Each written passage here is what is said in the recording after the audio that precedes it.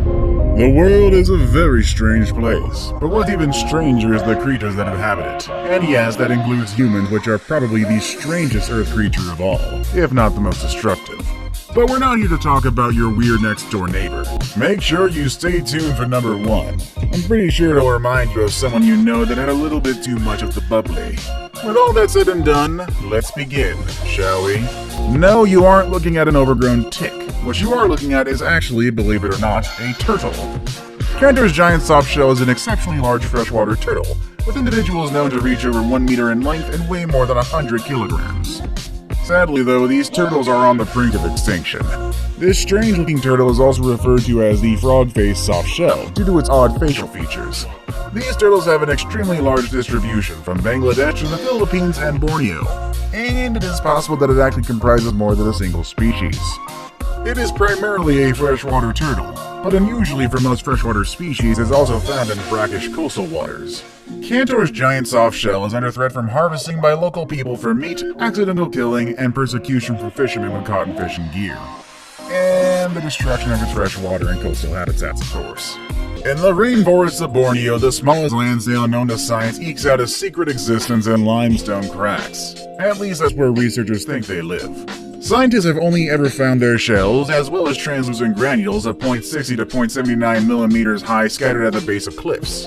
The team behind the discovery has named the minute gastropod Acmella nana and described it as an article published online in Zookeys. Unlike insects, snails don't specialize on particular food sources. Instead, they separate into different species based on the chemical and physical properties of their habitats. Thanks to its tiny size, a nana can probably fit into crevices other snails can't reach, vacuuming up bacteria and fungi that grow on wet limestone. It now holds the title of world's smallest snail, beating the previous record holder, Angustopola domineke from the Chinese province of Guangxi. That one was discovered earlier this year and measured just 0.80 and 0.89 millimeters respectively. The Anapenaceae eximia, also dubbed the pink see-through fantasia, was a previously unknown member of the swimming sea cucumber species up until recent discovery. The creature was discovered in 2007 by a team of marine biologists about 2,500 meters deep in the Celebes Sea in the western Pacific Ocean. Scientists and photographers came across the creature while on an expedition to explore biodiversity in the Celebes Sea, supported by the National Oceanic and Atmospheric Administration. Clearly an animal that doesn't know the concept of too much info, the pink creature earned its name for its transparent skin that clearly displays a show-stealing arrangement with its intestines, mouth, and anus entirely visible from its outside. The sea cucumber, like other bioluminescent animals, is able to emit light. It uses this effect as an alarm to expose itself and potential predators in times of an attack.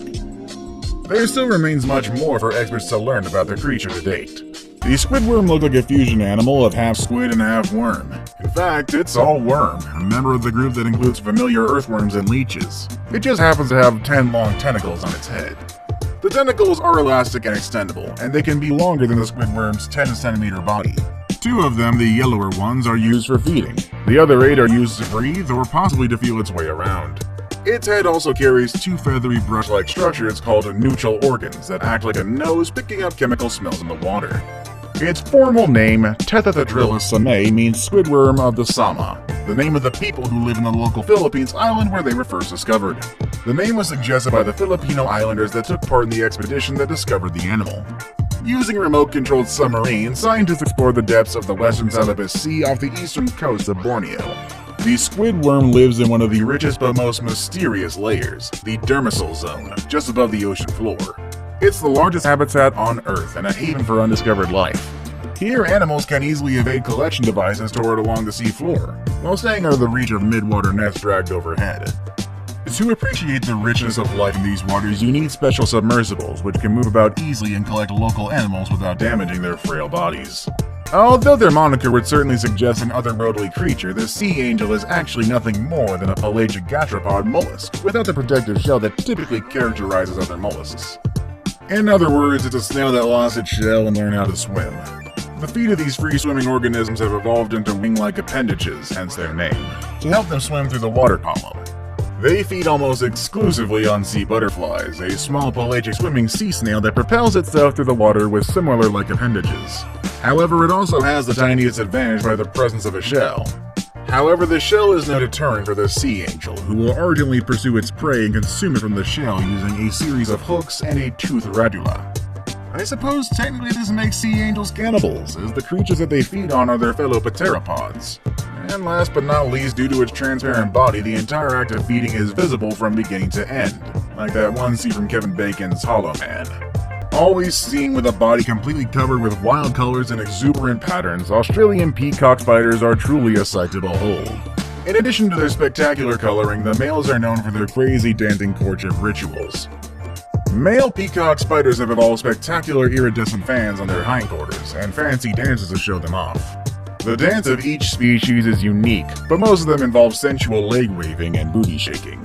As if that wasn't enough, a male also periodically pauses his dance to drum on the ground and occasionally on the female's head. Spiders don't have ears like we do, and instead hear through organs on their legs. The drum beats vibrations travel across the ground and up the legs of the female, which is apparently pretty attractive to them. The arachnids are vivid but tiny at just 3 to 5 millimeters in size. But don't let their diminutive size fool you. Like almost all spiders, peacock spiders are venomous. But that doesn't mean they're dangerous to us humans. Their little jaws are so tiny that they couldn't even puncture our skin. Humans are safe, but crickets and other spiders are not. Like all jumping spiders, the peacock spiders don't build webs. They instead stalk their prey like lions, and when the time comes, they pounce and can take down prey 3 or 4 times their size. Pangolins are sometimes called the scaly anteater, and with a very good reason. Instead of being covered with fur like most other mammals, pangolins are the only known mammals with scales. Their habitat covers parts of Central and West Africa, India, and Southeast Asia. They inhabit tropical forests, dry woodlands, and the savanna. Some pangolins spend their time up in trees and others sleep in burrows underground. The name pangolin is derived from the Malay word panguling, which means rolling up. This is a reference to the animal's defense mechanism of rolling up into a tight little hardened ball when they are under threat. Rolling up creates a hard, spiky, impenetrable ball that can defeat even the jaws of lions, tigers, and leopards. However, by cruel coincidence, it is this same defense mechanism that makes human capturing of the pangolins as easy as picking up a ball. Even more sadly, these insectivores are one of the most illegally trafficked animals in the world. Their scales are thought to have medicinal powers in parts of Asia, and though an international ban exists on their trade, the numbers of wild pangolin have dropped drastically as a result of poaching. 20 million years ago, the bilby branched off from the bandicoot family, creating a marsupial that looks like a combination of a piglet, a rabbit, and a bandicoot. Today, the bilby enjoys iconic status as Australia's version of the Easter Bunny. Each April, chocolate bilbies populate store shelves down under in an effort to raise awareness for the native animal that has lost some 80% of its population in the past 200 years alone. Bilbies live in the desert, but that's more by force rather than choice. The species used to live throughout Australia. However, development to introduce predators and introduce competitors for food and shelter have changed its range dramatically. While they are able to live in all sorts of environments, bilbies are found only in a few remote parts of Western Australia, Western Queensland, and the Northern Territory. In December of 2018, 30 captive-bred bilbies were reintroduced to the wild inside a predator-free enclosure in New South Wales. The last time a wild bilby was spotted in the state was 1912. They're also vulnerable to extinction, by the way. With its green hair and the fact that the Joker movie was such a huge thing, you'd think someone thought it funny to give this guy the Joker hairdo. But as we've proven time and time again, the truth is way stranger than fiction. With fleshy barbels like spiked piercings under its chin and an uncanny ability to breathe through its genitals, the Mary River turtle was thrust into the international spotlight overnight. Named to Queensland and the Sunshine Coast River that it's named after, the Mary River turtle has a head crowned by vertical strands of algae that also grow on its body. In addition, it sports face furniture in the form of long, fleshy growths under its chin. However, perhaps the Mary River turtle's most unusual feature is its ability to breathe through its genitals. The turtle has gill-like organs within its cloaca, a multi-purpose orifice used by reptiles for excretion and mating, that allow it to stay underwater for up to 3 days. South Americans reputedly nicknamed this poor bald monkey Mono Inglés, or English monkey. This was in honor of the first sunburned Britons to visit their homeland. Whether or not that is a myth or reality, the bald Uakari's scarlet pate does resemble that of a holidaymaker who has fallen asleep in the sun. During the rainy season, this vulnerable species lives high in the treetops of the Amazon River basin, but retreats closer to the ground in the dry season to forage for nuts and seeds.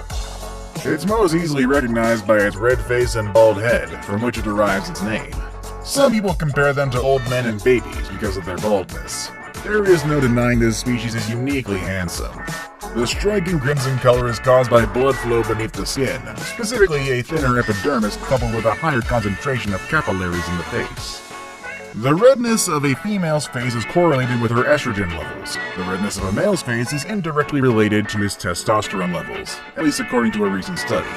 A redder face indicates a healthier monkey, since their faces like ours grow pale when they're ill, particularly with malaria, which is rampant in their habitat. And that's our video for today, folks. I hope you enjoyed it. If you did, click on the like button and maybe even subscribe to us. With all that said and done, that's our video for today, and I'll see you all next time.